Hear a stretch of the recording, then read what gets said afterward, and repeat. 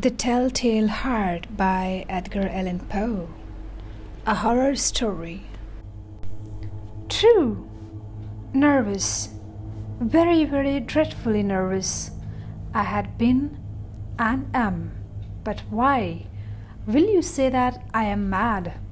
The disease has sharpened my senses, not destroyed, not dulled them. Above all was the sense of hearing acute. I heard all things in heaven and in earth. I heard many things in hell. How, then, am I mad? Hearken, and observe how healthily, how calmly I can tell you the whole story. It is impossible to say. First, the idea entered my brain. But once conceived, it haunted me day and night. Object there was none. Passion there was none. I loved the old man. He had never wronged me. He had never given me insult. For his gold I had no desire. I think it was his eye. Yes, it was this. One of his eyes resembled that of a vulture, a pale blue eye, with a film over it. Whenever it fell upon me, my blood ran cold, and so by degrees, very gradually, I made up my mind to take the life of the old man, and thus rid myself of the eye forever. Now, this is the point. You fancy me mad. Madmen know nothing. But you should have seen me. You should have seen how wisely I proceeded, with what caution, with what foresight, with what dissimulation I went to work. I was never kinder to the old man than during the whole week before I killed him. And every night, about midnight, I turned the latch of his door and opened it. Oh, so gently, and then, when I had made an opening sufficient for my head, I put in a dark lantern, all closed, so that no light shone out. And then I thrust in my head. Oh, you would have laughed to see how cunningly I thrust in it.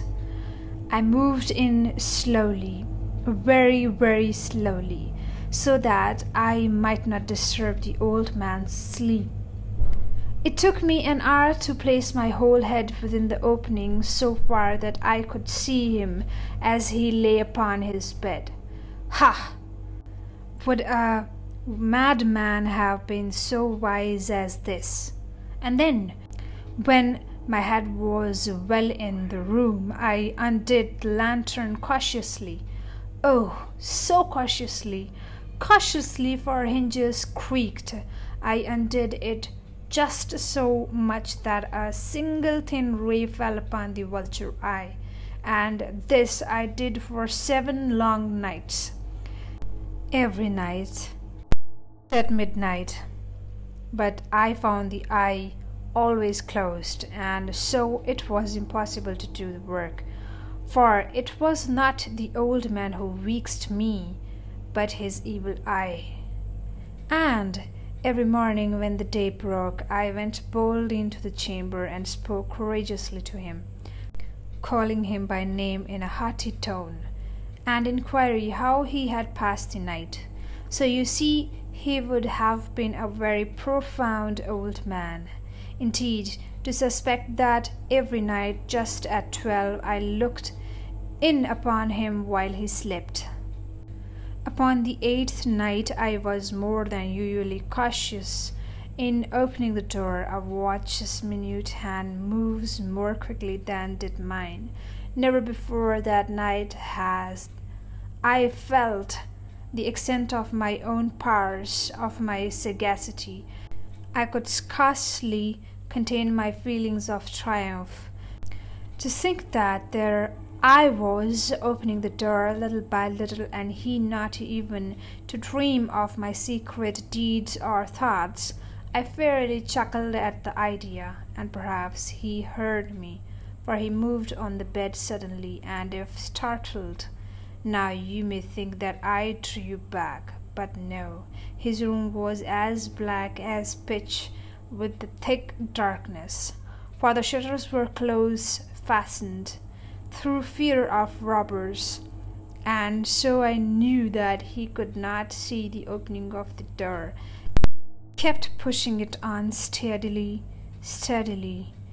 I had my head in and was about to open the lantern when my thumb slipped upon the tin fastening, and the old man sprang up in the bed, crying out, "Who's there?" I kept quite still and said nothing. For a whole hour I did not move a muscle, and in the meantime I did not hear him lie down. He was still sitting up in the bed listening, just as I have done night after night, hearkening to the death watches in the wall. Presently I heard a slight groan, and I knew 'twas a groan of mortal terror. It was not a groan of pain or of grief. Oh no, it was the low, stifled sound that arises from the bottom of the soul when overcharged with awe. I knew the sound well. Many a night, just at midnight, when all the world slept, it has welled up from my own bosom, deepening with its dreadful echo the terrors that distracted me. I say I knew it well. I knew what the old man felt, and pitied him. Although I chuckled at heart, I knew that he had been lying awake ever since the first slight noise. When he had turned in the bed, his fears had been ever since growing upon him. He had been trying to fancy them causeless, but could not. He had been saying to himself, "It is nothing but the wind in the chimney, it is only a mouse crossing the floor, or it is merely a cricket which has made a single chirp." Yes, he has been trying to comfort himself with these suppositions, but he had found all in vain, because death, in approaching him, had stalked with his black shadow before him and enveloped the victim. And it was the mournful influence of the unperceived shadow that caused him to feel, although he neither saw nor heard, to feel the presence of my head within the room. When I had waited a long time, very patiently, without hearing him lie down, I resolved to open a very, very little crevice in the lantern. So I opened it. You cannot imagine how stealthily, until at length, single dim ray, like the thread of the spider, shot from out the crevice and full upon the vulture-eye. It was open, wide open, and I grew furious as I gazed upon it. I saw it with perfect distinctness, and a dull blue, with a hideous wheal over it that chilled the very marrow in my bones. But I could see nothing else of the old man's person, for I had directed the ray, as if by instinct, precisely upon the damned spot. And now, have I not told you that what you mistake for madness is but over-acuteness of the senses? Now I say, there came to my ears a low, dull, quick sound, such as a watchmaker gives when enveloped in cotton. I knew that sound well too. It was the beating of the old man's heart. It increased my fury, as the beating of a drum stimulates the soldier into courage. But even yet I refrained and kept still. I scarcely breathed. I held the lantern motionless. I tried how steadily I could maintain the ray upon the eye. Meantime, The hellish tattoo of the heart increased. It grew quicker and quicker, and louder every instant. The old man's terror must have been extreme. It grew louder. I say louder every moment. Do you mark me well? I have told you that I am nervous, so I am. And now at the dead hour of the night, amid the dreadful silence of that old house, so strange a noise as this excited me to uncontrollable terror. Yet for some minutes longer I refrained and stood still. But the beating grew louder. I thought the heart must burst. And now a new anxiety seized me. The sound would be heard by a neighbor. The old man's hour had come. With a loud yell, I threw upon the lantern and leaped into the room. He shrieked once, only once.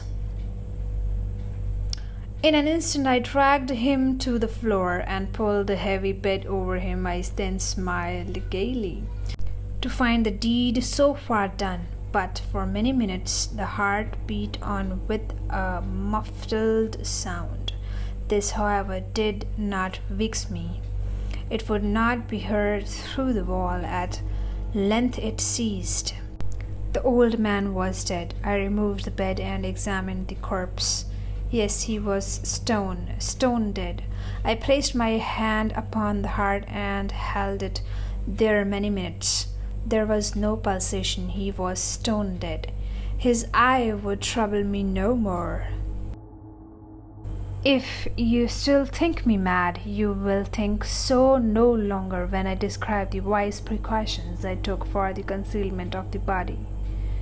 The night waned, and I worked hastily, but in silence. For all, I dismembered the corpse.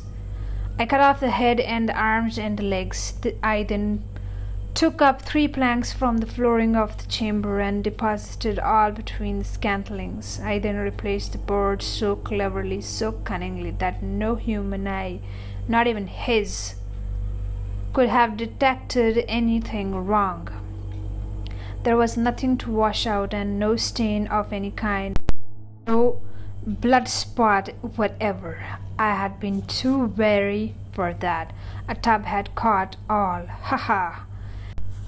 What I had made an end of these labors. It was 4 o'clock, still dark as midnight, as the bell sounded the hour.